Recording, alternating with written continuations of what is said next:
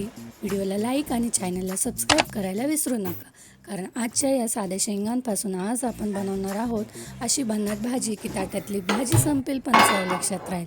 तर चला रेसिपीला सुरुवात करूया। सर्वात आधी वाटण तयार करण्यासाठी किसलेलं खोबरं गोल्डन ब्राऊन होईपर्यंत छान भाजून घ्या। आता त्यात कांदा, हिरवी मिरची आणि लसूण घालून छान गोल्डन ब्राऊन होईपर्यंत परतून घ्या। थोडंसं तेलही ॲड करूया।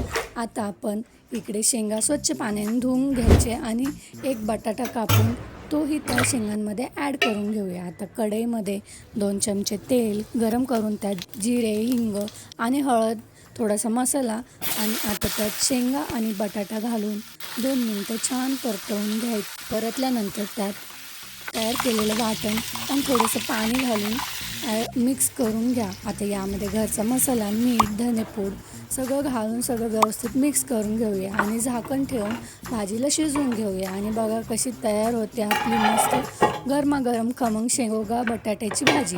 तुम्ही ही रेसिपी ट्राय करा आणि कमेंट करा की कशी वाटली।